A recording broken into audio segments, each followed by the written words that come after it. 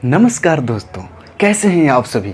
उम्मीद करता हूं कि आप खुश होंगे, स्वस्थ होंगे और मन लगाकर पढ़ाई कर रहे होंगे। आज की क्लास में मैं विकास वास्ले आप सभी प्यारे छात्र छात्राओं एवं भाई एवं बहनों को मैं दिल से स्वागत करता हूं। किसी ने बहुत खूब कहा है, लगी है तलब मंजिल को खुद को आग में झुकना होगा। लगी है तलब मंजिल को खुद को आग में झुकना होगा।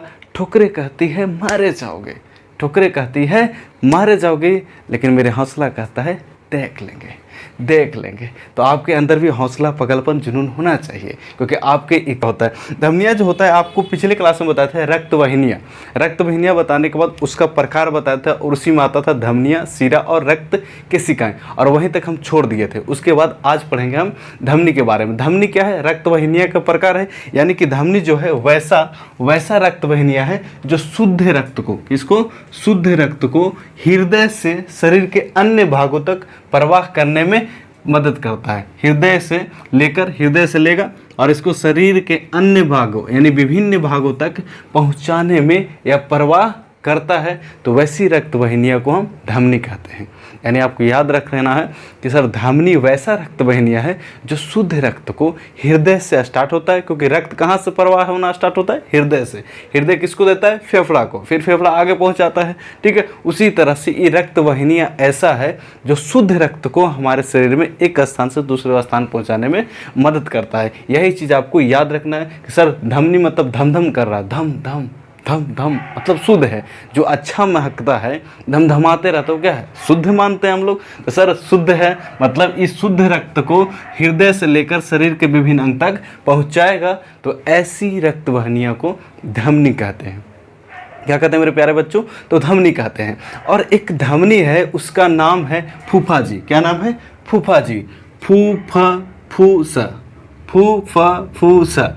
एक धमनी का नाम है, ठीक है, जो आपको लिख दिए हुए हैं। फूफा जी याद रखना कर, फूफा जी। जैसे ही फूफा जी आएंगे तो रूस जाते हैं। फूफा जी शादी ब्याह में कहते हैं रूस जाते हैं। अब फूफा जी रूस गए मतलब ये कहेगा कि हम रूस गए, मतलब शुद्ध रक्त को आप प्रवाह न करके अशुद्ध रक्त का प्रवाह करेगा। किसको करेगा? अशुद्ध रक्त का। तो यही एक धमनी है फूफा एक धमनी है जो अशुद्ध रक्त को प्रवाह करता है। और आपसे यही पूछेगा कि वैसा कौन सा धमनियाँ है जो अशुद्ध रक्त को प्रवाह करता है, क्योंकि बच्चा सब कुछ जानता है कि धमनी मतलब होता है शुद्ध रक्त का प्रवाह करना। तो इस धमनी का नाम याद रखना जरूरी है, जिसका नाम है फूफा जी। फूफा जी क्या करेंगे? रूस जाएंगे, मतलब शुद्ध को नहीं अशुद्ध रक्त को प्रवाह करते हैं। आई होप आपको धमनी समझ में आया होगा। धमनी के अंदर 3 परत होता है। क्या होता है? 3 परत, एक बाह्य चोल, मध्य चोल और अंतःचोल इसको बोलते हैं। यानी कि धमनी एक नली के रूप में होता है। जब उस नली को काटेंगे, धमनी क्या होता है? एक नली की तरह होता है, ऐसे संरचना इसको होता है। जब इसको काटेंगे तो अंदर में 3 लेयर आपको मिलता है।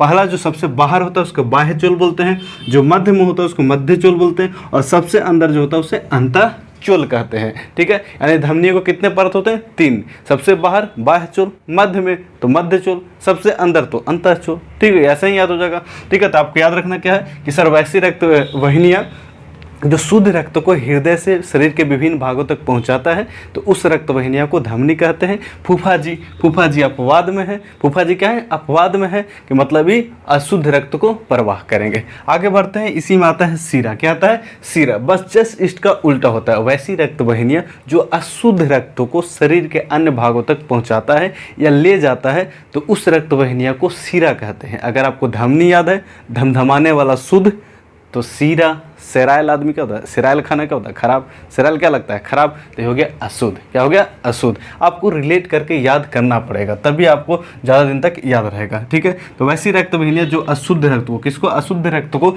शरीर के विभिन्न भागों में ले जाता है या ले जाती है, तो उस उस रक्त वाहिनियों क्या कहते हैं? सीरा कहते हैं। और इसमें भी फूफा जी अपवाद है।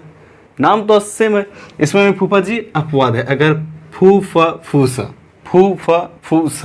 सीरा अगर आ जाएगा तो जस्ट उल्टा हो जाएगा।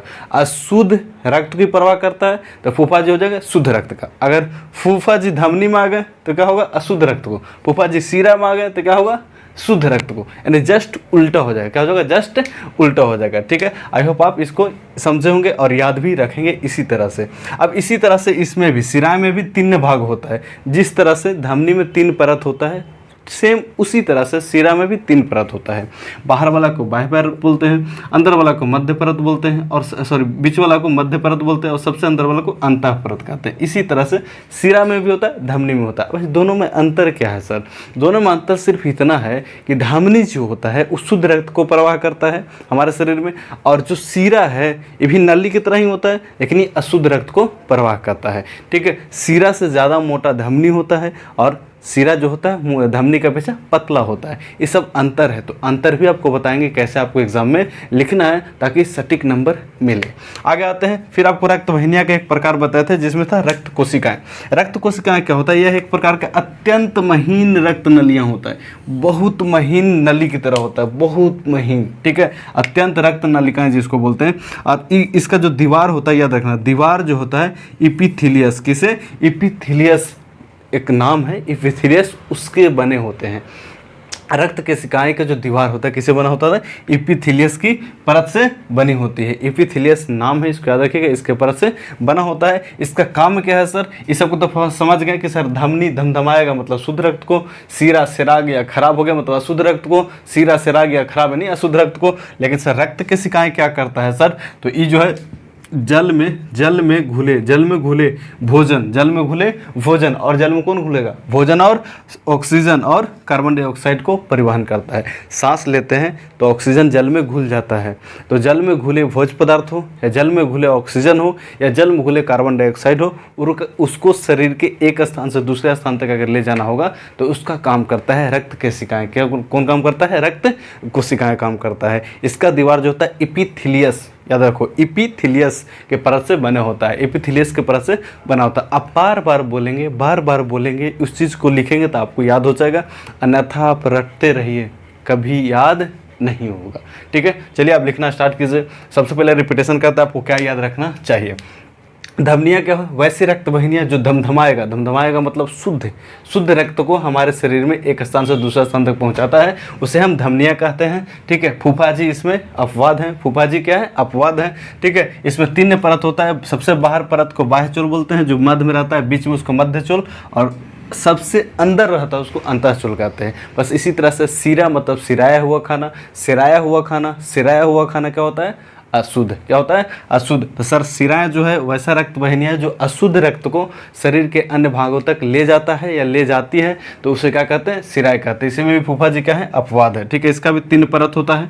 सबसे बाहर है बाह्य परत, सबसे अंदर अंतः परत, बीच में मध्य परत। ठीक है, एक सर रक्त कोशिकाएं, रक्त कोशिका क्या है? अत्यंत महीन नलिकाएं होता है। इसका दीवार जो होता है इपिथीलियस की बना होता है, इपिथीलियस के परत का बना होता है। और इसका मुख्य कार्य क्या है? तो जल में घुले ऑक्सीजन हो, कार्बन डाइऑक्साइड हो, या भोजन हो, शरीर के एक स्थान से दूसरे स्थान में ले जाने में काम करता था। ये तीनों था आपको। अब आपको बताते हैं कि धमनियाँ और शिरा में अगर आपको एग्जाम में पूछा कि धमनी और शिरा में क्या अंतर होता है, और हर बार पूछता है मेरे प्यारे भाई, हर बार पूछता है, और इस बार भी आपको पूछेगा, इसलिए धमनी और शिरा में क्या अंतर है इसको आप समझ लेना, अच्छा से समझ लेना। पहला अंतर तो समझ में आ रहा है कि सर रक्त के प्रवाह में शुद्ध और अशुद्ध, और अंतर 2-3 लिखाएंगे। ठीक है, तो चलिए इसके बाद हम इरेज करते हैं, फिर आपको बस समझ प्रकट होते हैं। आगे बढ़ने से पहले वीडियो अगर अच्छा लग रहा है तो लाइक कर देना, चैनल पर नए आए हैं तो सब्सक्राइब जरूर कर लेना, क्योंकि आपके लिए ऐसे ही रेगुलर कंटेंट और जेन्युइन कंटेंट बनाता हूँ और बनाता रहूँगा। और मेरे प्यारे भाई, कर लेते हैं अच्छी से पढ़ाई। ये मेरी प्यारी बहना, तो मेरे साथ ही रहना। आइए अब देखते हैं शिरा और धमनी में क्या अंतर होता है। तो सबसे पहले ऊपर लिखेंगे धमनी और शिरा में अंतर, फिर उसके नीचे लिखेंगे धमनी और शिरा में निम्नलिखित अंतर होते हैं। ठीक है, आज थोड़ा कहीं जाना है, इसलिए आपका क्लास थोड़ा जल्दबाजी में करा दे रहे हैं ताकि आपका सिलेबस पीछे ना हो सके। चलिए आगे बढ़ते हैं। तो धमनी और शिरा में निम्नलिखित अंतर है, आप लिख लेंगे। एक तरफ धमनी लिखेंगे, एक तरफ शिरा लिखेंगे। जब भी किसी सब्जेक्ट में आप अंतर लिखेंगे किसी चीज़ में, तो इसी तरह से लिखेगा, आपको ज़्यादा मार्क्स मिलेगा, अच्छा मार्क्स मिलेगा। ऐसा नहीं कि 5 नंबर के 2 नंबर का रहेगा तो 3 नंबर मिलेगा, लेकिन 2 नंबर का है तो 2 नंबर मिलेगा, 1 नंबर नहीं मिलेगा। मतलब नंबर नहीं कटेगा, फुल का फुल नंबर मिलेगा जब आप ऐसे लिखेंगे। चाहे किसी भी सब्जेक्ट में लिख रहे हैं, लेकिन अंतर होना चाहिए। ठीक है, एक तरफ ऐसे लिखेंगे, बीच में लाइनिंग करेंगे, एक तरफ जिसको लिखना है दोनों को अंतर लिखेंगे। तो हम लोग धमनी और सिरा में अंतर देख रहे हैं, तो एक तरफ धमनी लिख दिए, एक तरफ सिरा, बीच में लाइनिंग देंगे और पॉइंट कर करके हमको बनाएंगे। 2 नंबर में पूछता है तो कम से कम 2 लिखना जरूरी है, तो हम लोग 3 लिख दिए। कितना लिख दिए? 3 लिख दिए, और अच्छी बात है। तो आइए समझते हैं। सबसे पहले जो होता है, धमनी जो होता है सिरा के अपेक्षा मोटा होता है।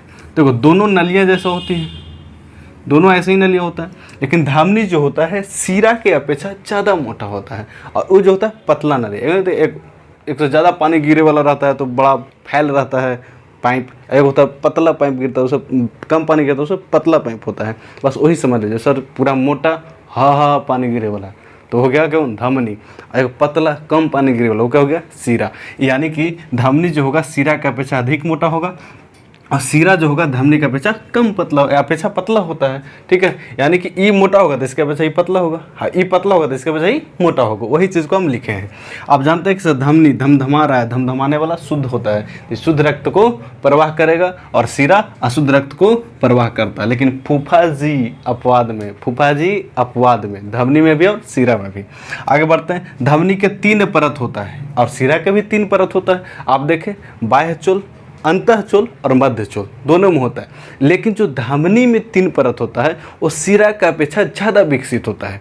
अब ज़्यादा विकसित कहने का मतलब है मोटा से समझो। विकसित तो एक 5 साल का लड़का है, एक 15 साल का लड़का है, तो दोनों में विकसित कौन है? 15 साल वाला विकसित है। एक 15 साल का है और 25 साल का है, विकसित कौन है? 25 साल वाला है। बस उसी तरह से धमनी वाला ज़्यादा मोटा होता है तो उसमें जो होता है परतें वो अधिक विकसित होते हैं सिरा के अपेक्षा। किसके अपेक्षा? सिरा के अपेक्षा। और सिरा के परतें पतली होती है, लेकिन 3 लेयर इसमें भी होता है, लेकिन धमनी के अपेक्षा क्या होता है? कम विकसित होता है। क्या होता है? कम विकसित होता है। तो इस तरह से करके आप नोट्स लिखिएगा तो आपका एक भी नंबर नहीं कटेगा। अंतर आपको इसी तरह से लिखना चाहिए। अब आप नोट करिए जल्दी, है ना। आपको रिपीटेशन कर देते हैं। धमनी और सिरा में अंतर क्या है? धमनी जो होता है सिरा के अपेक्षा मोटा होता है और सिरा धमनी के अपेक्षा पतला होता है। धमनी शुद्ध रक्त को प्रवाह करता है और सिरा अशुद्ध रक्त को प्रवाह करता है। धमनी में भी 3 परत होता है, सिरा में भी 3 परत होता है, लेकिन धमनी में जो तीनों परत होता है वो अधिक विकसित होता है सिरा के अपेक्षा, और सिरा जो होता है धमनी के अपेक्षा कम विकसित होता है। क्या? परत होता है। ठीक है, आइए आप अब इसके बाद देखेंगे लसिका क्या होता है और रक्तचाप जिसको बीपी कहते हैं। बस देखेंगे आपका चैप्टर 3 कंप्लीट हो जाएगा। तो चलिए उसको भी देख लेते हैं।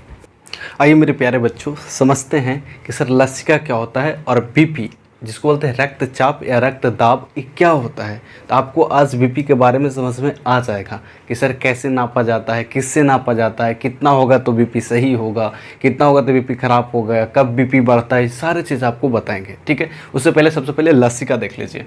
लसिका जो होता है यह एक प्रकार का तरल पदार्थ होता है। जैसे रक्त तरल पदार्थ होता है, ठीक है, तरल संयोजी उत्तक होता है, ठीक उसी तरह से लसिका भी तरल पदार्थ होता है। इसके बारे में आपसे पूछता है इसलिए बताना जरूरी है।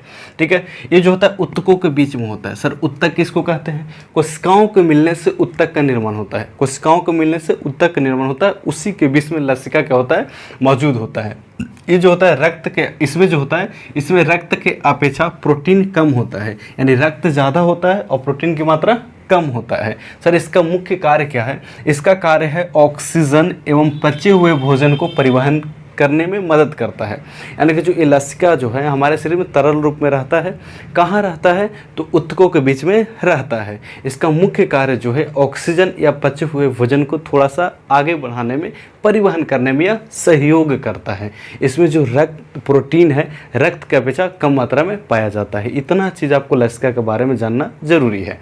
उसके बाद आता है रक्तचाप, जो कि बहुत ज़्यादा आपको जानना जरूरी है। रक्तचाप या रक्तदाब या इसी को बीपी बोलते हैं। क्या कहते हैं? बीपी, ब्लड प्रेशर जिसको बोलते हैं। देखते हो ब्लड प्रेशर किसी का हाई हो जाता है, किसी का कम हो जाता है। तो सर रक्तचाप है क्या, उसको पहले डिफिनेशन देख लेते हैं। महाधमनी, अभी धमनी पढ़े, धमनी में ही जो सबसे अच्छा धमनी होता है उसको बोलते हैं महाधमनी। महाधमनी और उनकी जो मुख्य शाखाएं हैं उनके बीच में एक रक्त प्रवाह होता है और प्रवाह के कारण कुछ दबाव होता है, उसी को रक्तचाप कहते हैं। यानी हमारे पूरे शरीर में रक्त की प्रवाह हो रहा है। ठीक है, और जब रक्त का प्रवाह हो रहा है तो उसमें कुछ दबाव मिलेगा, उसी को रक्तचाप कहते हैं। रक्तचाप कहते हैं या बीपी कहते हैं। अगर कोई एक स्वस्थ व्यक्ति है, यानी कि बिना टेंशन लिए हुए व्यक्ति, बिना चिल मार रहा है, मस्ती कर रहा है, तब उसको रक्तचाप जब नापा जाएगा, ठीक है, तब उसका आएगा 120/80 mm। क्या आएगा? 120/80 80 mm।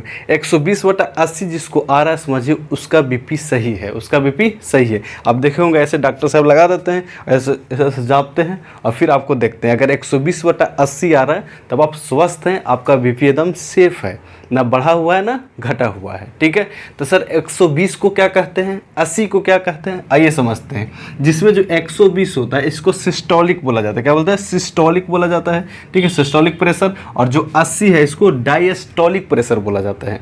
आपसे पूछेगा कि एक स्वस्थ व्यक्ति का बीपी क्या होता है, तो 120/80। देखो जो ज़्यादा है ऊपर रहेगा, जिसके पास धन संपत्ति सारा चीज़ ज़्यादा होगा रहता है ऊपर, तो 120 ऊपर और 80 नीचे।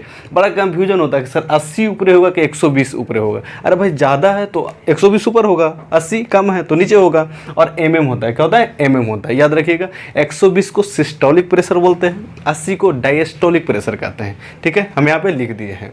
सिस्टोलिक क्या होता है, डायस्टोलिक क्या होता है, आपको बता दिए थे जब हृदय पर आ जाता है, संकुंचन शीतलन, संकुंचन और शीतलन। ठीक है, नहीं पड़े तो जाके हृदय वाला देख लीजिए वीडियो, आपको समझ में आ जाएगा। सर ये जो रक्तचाप मापा जाता है उस मशीनवा के क्या नाम है, क्या उसको बता सकते हैं आप, तो हाँ हम बता सकते हैं। देखिए उसका मशीनवा का नाम है स्फेलोमैनोमीटर। स्फेलोमैनोमीटर, बड़ा टेढ़ा नाम है ना, इसलिए लिख दिए हैं स्फेलोमैनोमीटर। स्फेलोमैनोमीटर, ठीक है, उसका नाम क्या है, स्फेलोमैनोमीटर। जो ऐसे मशीन लगाया जाता है बीपी नापने के लिए उसका नाम है स्फेलोमैनोमीटर। उसे नापा जाता है, अगर स्वस्थ व्यक्ति है तो उसका बीपी कितना होना चाहिए, 120/80। सर ये बढ़ता कैसे है, घटता कैसे है, तो देखिए एक तो कारण है कि जब जैसे जैसे उम्र ढलते रहता है, उम्र बढ़ते रहता है तो बीपी बढ़ते घटते रहता है। ठीक है, दूसरा है अनुवांशिकी रोग के कारण। अगर आपके पिता पेरेंट्स किसी का भी बीपी ऊपर नीचे होते रहता है हमेशा, तो आपका भी बीपी ऊपर नीचे होते रहेगा। ठीक है, दो कारण है।